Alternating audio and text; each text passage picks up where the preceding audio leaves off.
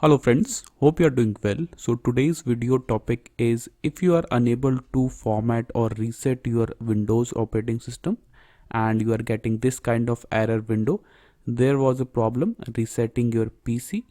In this video, I will show you how to fix this error. So let's start. First, open the command prompt and we are going to repair our Windows corrupted files. So click on your Windows icon, then type cmd. Now right click on command prompt, then click on run as administrator. Now we are going to repair our Windows corrupted files. So the first command will be sfc /scan now. Press enter. And this process will take around 3 to 5 minutes to complete. So you have to wait. Process completed. Now type the next command. Type this command carefully. This command will clean up your Windows image and restore the Windows health. Type this command, then press enter. Process completed. Now type the next command, chkdsk. Press enter.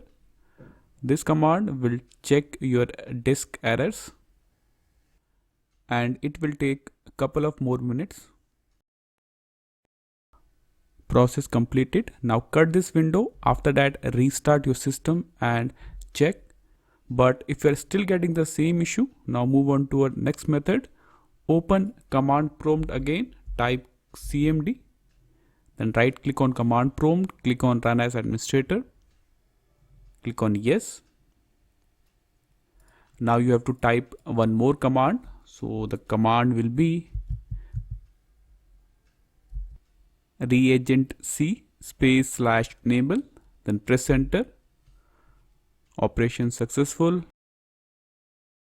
Now after that, restart your system and it will fix your issue. So these are the two methods you can try to fix if you are unable to reset your Windows operating system. This is all for the video. Thank you.